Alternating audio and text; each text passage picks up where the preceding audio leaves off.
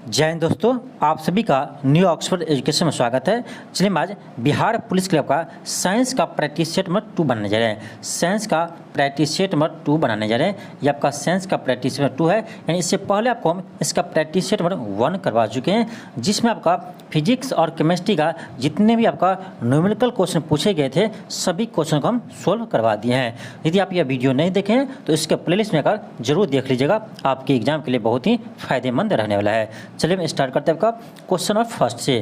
Question number का first है कि जब तक किसी पिंड पर असंतुलित बल लागू किया जाता है तब तक इसकी नियंत्रण परिवर्तन होता है। किस में होगा? देखिए आपका असंतुलित बल, ये मान लीजिए आपका ये आपको एक चीज़ मान लीजिए, ये आपका ये ब्लॉक है कोई, ठीक, इधर से आपका यानी 60 न्यूटन का फोर्स लग रहा है और इधर से आपका 40 न्यूटन का फोर्स लग रहा है। अब इसको हम क्या कहेंगे? उसको हम असंतुलित बल कहेंगे, क्योंकि आपका एक साइड आपका 60 लग रहा है और दूसरी साइड आपका 40 लग रहा है, यहाँ बैलेंस नहीं है। इधर भी आपका 40 लगता है, इधर भी 40 लगता है, तब आपका होता है संतुलित बल।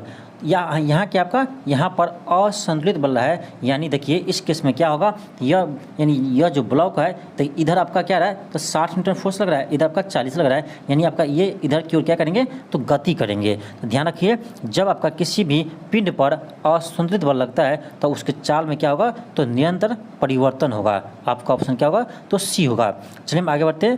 क्वेश्चन का सेकेंड है, क्वेश्चन है कि उस व्यक्ति को चुनिए जो एक समान समूह से संबंधित न हो। देखिए आपका ये जो अल्बर्ट आइंस्टीन है ये साइंटिस्ट थे, और आपका थॉमस एडिसन ये भी साइंटिस्ट थे, और ग्राहम बेल यह भी आपका वैज्ञानिक थे। लेकिन आपका विराट कोहली क्या है, ये आपका क्रिकेटर है, ये आपका सभी से क्या है तो डिफरेंट है। नेक्स्ट का क्वेश्चन का क्या 3 है। क्वेश्चन है कि जब कोई वस्तु वृत्तीय पथ पर गति करती है तो घूर्णन करती हुई वस्तु पर केंद्र की ओर लगने वाले बल को क्या कहते हैं? देखिए ये आपका एक सर्कुलर पाथ है, ठीक, इस आप सर्कुलर पाथ में कोई पिंड क्या कर रहा है गति कर रहा है। मान लीजिए ये v स्पीड से गति कर रहा है, ये आपका इस पिंड में v स्पीड से आपका गति कर रहा है, तो इस केंद्र की ओर जो फोर्स लगेंगे उसको हम बोलते हैं अभिकेंद्रीय बल। अभिकेंद्रीय बल, और इसका वैल्यू होगा mv²/r। क्या होगा? mv²/r होगा। ये क्या आपका ये आपका अभिकेंद्रीय बल है जो आपका सेंटर की ओर लगता है। चलिए हम आगे बढ़ते हैं। इसका आंसर क्या होगा? इसका आंसर डी होगा, यानी अभिकेंद्रीय बल। नेक्स्ट आपका क्वेश्चन 4 है। क्वेश्चन है कि निम्नलिखित में से कौन से गर्म रक्त प्राणी है? कौन सी गर्म रक्त प्राणी है? आपका ऑप्शन डी होगा कबूतर। ऑप्शन आपका डी होगा कबूतर।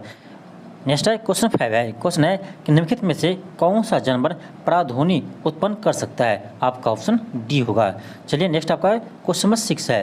क्वेश्चन है कि निम्न में से कौन सा विकल्प उस लवण का उदाहरण है जिसके जलीय विलयन का पीएच मान 7 से कम होता है? यानी सिंपल कहा जाए तो आपका कि सिंपल कहा जाए तो देखिए पीएच मान 7 से कम कराए, यानी कौन सा इसमें देखिए आपका अम्लीय है। कौन सा अम्लीय है? क्योंकि आपका अम्ल का पीएच मान क्या होता है 7 से कम होता है। आपका ऑप्शन हो जाएगा, ऑप्शन ए हो जाएगा अमोनियम क्लोराइड। अमोनियम क्लोराइड का पीएच मान आपका 7 से कम होता है। आपका ऑप्शन क्या होगा तो ऑप्शन आपका ए हो जाएगा। ऑप्शन आपका ए हो जाएगा। नेक्स्ट आपका क्वेश्चन नंबर 7 है। क्वेश्चन नंबर आपका 7 है। क्वेश्चन है कि कितने जल के अणु वॉशिंग सोडा के एक अणु में उपस्थित रहते हैं? अब देखिए इसके लिए आपको यानी वॉशिंग सोडा जो होता है यानी इसको कहते हैं सोडियम कार्बोनेट। सोडियम कार्बोनेट को हम वॉशिंग सोडा कहते हैं, यानी धोने वाले सोडा कहते हैं। इसका सूत्र होता है आपका, याद रखिएगा, Na2CO3 Na2CO3 10H2। क्या होता है? Na2CO3 10H2। ये आपका यानी ये आपका वॉशिंग सोडा का रासायनिक सूत्र है, इससे आप ध्यान रखिए। अब कह रहा था इसमें कि एक अणु में कितने जल के अणु है? आप देख सकते हैं का कितना है तो जल का 10 अणु है। कितना है तो 10 अणु है, यानी इसका आंसर क्या होगा? आपका ऑप्शन ए होगा। बहुत ही अच्छा क्वेश्चन है। चलिए आगे बढ़ते हैं। क्वेश्चन आपका 8 है। क्वेश्चन है कि निम्नलिखित में से कौन से तत्व का रासायनिक प्रतीक लैटिन से लिया गया है? रासायनिक प्रतीक लैटिन भाषा से लिया गया है, तो आपका हो जाएगा ऑप्शन नंबर ए आयरन, यानी Fe। नेक्स्ट है क्वेश्चन नंबर 9 है। क्वेश्चन नंबर 9 है कि निषेचित अंडा युग्मज में प्रत्यारोपित हो जाता है, तो आपका 9 हो जाएगा ऑप्शन बी गर्भाशय में। कहाँ प्रत्यारोपित होता है तो गर्भाशय में होता है। नेक्स्ट है क्वेश्चन 10 है। क्वेश्चन है निम्नलिखित में से किस अभिक्रिया में ऑक्सीजन हवा में मुक्त होती है? ऑक्सीजन हवा में मुक्त होती है, यह आपको पता ही होगा, प्रकाश संश्लेषण में। प्रकाश संश्लेषण के द्वारा ऑक्सीजन क्या होते हैं तो मुक्त होते हैं। आपका ऑप्शन बी होगा। नेक्स्ट आपका क्वेश्चन नंबर 11 है। क्वेश्चन नंबर 11 है, क्वेश्चन है कि धातु ऑक्साइड और हाइड्रोजन का निर्माण करने के लिए निम्नलिखित में से कौन सी धातु वाष्प के साथ अभिक्रिया करती है? वाष्प के साथ अभिक्रिया करती है। आपका ऑप्शन डी हो जाएगा एल्यूमिनियम हो जाएगा, ऑप्शन आपका डी हो जाएगा। नेक्स्ट है क्वेश्चन 12 है। क्वेश्चन है कि सामान्यतः विद्युत धनात्मक तत्व की संयोजकता होती है। आपका ऑप्शन सी हो जाएगा 1, 2, 3। नेक्स्ट है क्वेश्चन 13 है। क्वेश्चन है कि निम्नलिखित में से कौन सा न्यूटन के गति के तीसरे नियम का उदाहरण है? आपका ऑप्शन बी हो जाएगा, यानी रॉकेट लॉन्च करना। ऑप्शन आपका बी हो जाएगा। नेक्स्ट आपका क्वेश्चन आपका 14 है। क्वेश्चन है कि एक प्रकार का जनन जिसमें एक पौधे के शरीर का हिस्सा एक नई वनस्पति को जन्म देता है, उससे कहा जाता है। तो उससे हम वनस्पतिक जनन कहते हैं। नेक्स्ट आपका क्वेश्चन 15 है। क्वेश्चन है कि पृथ्वी का द्रव्यमान कितना होता है? याद रखिए आपका 6 गुने 10⁻24 kg होगा। ऑप्शन आपका बी होगा, नेक्स्ट आपका क्वेश्चन 16 है। क्वेश्चन है कि ध्वनि सबसे तीव्र गति से निम्न में से किस माध्यम में गमन करती है? आपको पता होना चाहिए कि ध्वनि आपका यानी साउंड सबसे अधिक स्पीड होता है आपका ठोस में। साउंड का सबसे अधिक स्पीड ठोस में होता है, उसके बाद यानी सबसे अधिक आपका ठोस में होता है, उसके बाद आपका यानी द्रव में होता है, और सबसे कम आपका गैस में होता है। यानी इसका आंसर क्या होगा? ऑप्शन आपका सी हो जाएगा।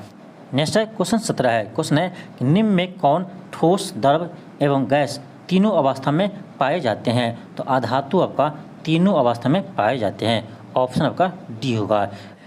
नेक्स्ट है क्वेश्चन 18 है। क्वेश्चन आपका है कि किसी क्षैतिज टावर के क्वेश्चन आपका है कि किसी क्षैतिज टावर के एकदम नीचे के बिंदु पर चुंबकीय क्षेत्र की दिशा क्या होगी, जिसमें पश्चिम की छोर से देखा जाने पर धारा पूर्व से पश्चिम में प्रवाहित दिखती है? आपका ऑप्शन बी होगा, वामावर्त। आपका ऑप्शन बी होगा।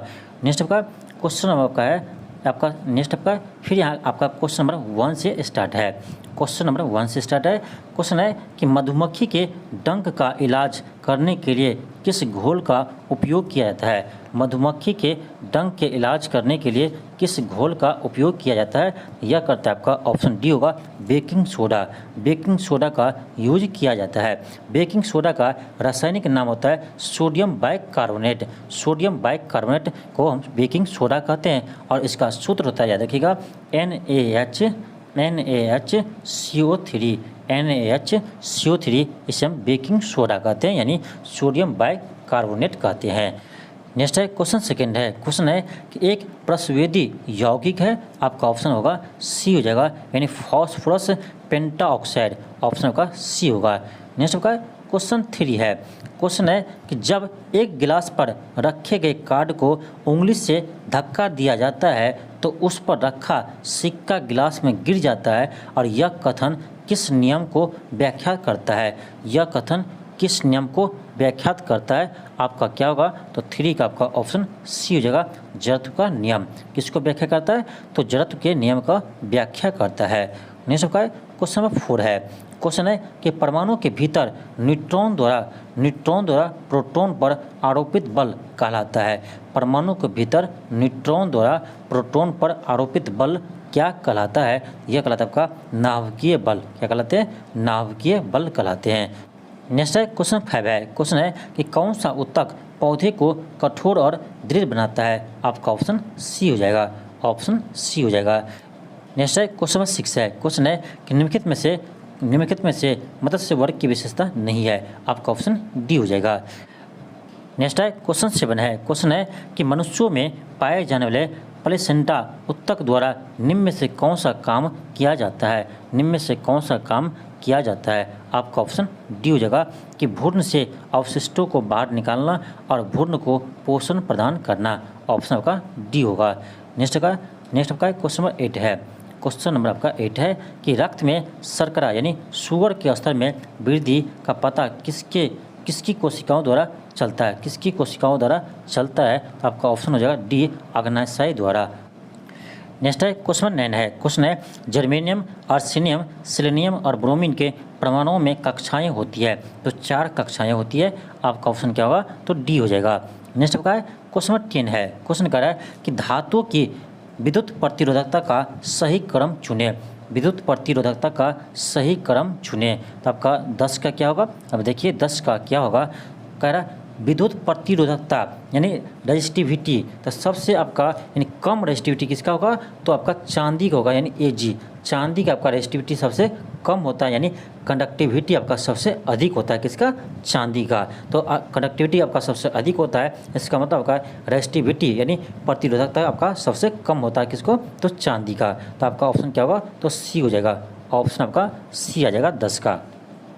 नेक्स्ट आपका क्वेश्चन आपका 11 है। क्वेश्चन नंबर 11 है कि चंद्रमा पर किसी वस्तु का भार पृथ्वी पर उस वस्तु के भार का होता है। तो चंद्रमा के पृथ्वी के 1/6 होता है, यानी यदि पृथ्वी पर किसी वस्तु का यानी आपका वेट mg है, तो यदि आपको इसे चंद्रमा पर ले जाएंगे तो वहाँ पर आपका वेट होगा mg/6 होगा।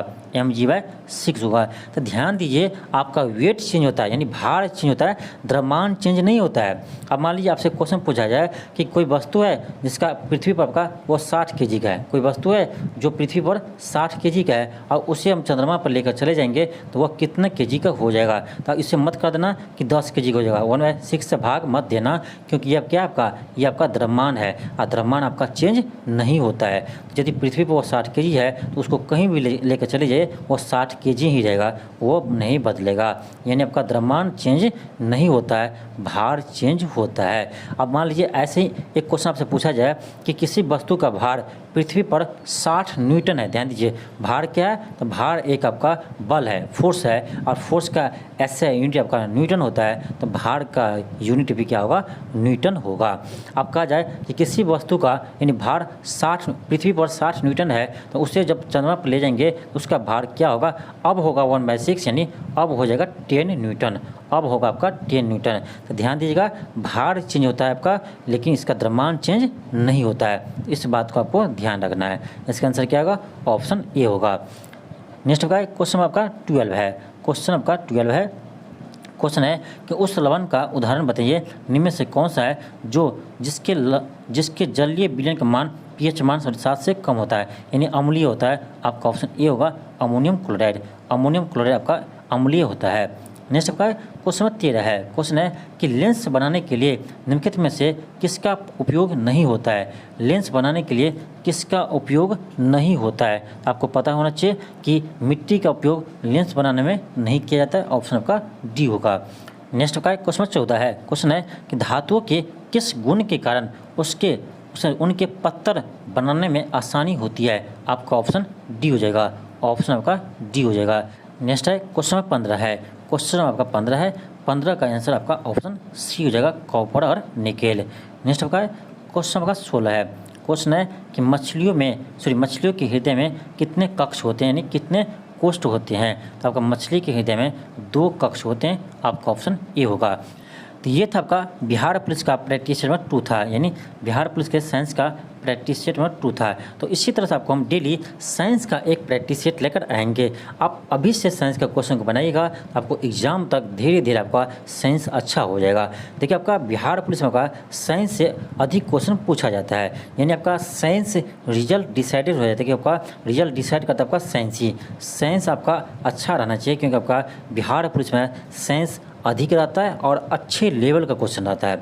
आपका ऐसे सीधे सीधे क्वेश्चन नहीं पूछे जाते हैं, वहाँ आपका क्वेश्चन न्यूमेरिकल टाइप का कुछ क्वेश्चन रहता है। आप देख सकते हैं आपका इसमें कितना न्यूमेरिकल क्वेश्चन था। इससे पहले का आपका जो हम प्रैक्टिस सेट 1 करवाए हैं उसको आप जरूर बनाइएगा। उसमें आपको हम पूरे सिर्फ न्यूमेरिकल क्वेश्चन को ही सोल्व किए हैं, यानी जितने भी फिजिक्स और केमिस्ट्री से आपका न्यूमेरिकल क्वेश्चन पूछे गए हैं सभी को हम सोल्व किए हैं। तो इस वीडियो को आप जरूर देखिएगा, यानी इसका जो पार्ट 1 है यानी प्रैक्टिस सेट 1 है उसको एक बार आप जरूर देखिए, ठीक है। इसी तरह से आप हमारे चैनल से जुड़े रहिए, आपको डेली आपको बिहार पुलिस का सेट लेकर भी आएंगे। देखिए, आपका ये अभी साइंस का हम शुरू किए, इसी तरह से आपको आगे जाकर हम इसी तरह से आपको यानी आपका जीके जीएस के भी सेट लेकर आएंगे और उसके साथ आपको करेंट अफेयर का भी सेट लेकर आएंगे और बाद में आपका हम क्या करेंगे तो बिहार पुलिस का आपका प्रैक्टिस सेट लेकर भी आएंगे। तो हम धीरे धीरे स्टार्ट कर रहे हैं। अभी हम थोड़ा बिजी है, अभी आपका बिहार देख रहे बीपीएससी शिक्षक भर्ती का एग्जाम होने वाला है। जैसे आपका बीपीएससी शिक्षक भर्ती का एग्जाम हो जाएगा उसके बाद हम आपको यानी फुल्ली आपका बिहार पुलिस में लग जाएंगे। तो आज के लिए इतना ही। थैंक यू, धन्यवाद। मिलते हैं आपको नेक्स्ट वीडियो में। यदि आप चैनल पर नए हो तो चैनल को सब्सक्राइब कर लीजिए और इस वीडियो को अधिक से अधिक शेयर कीजिए।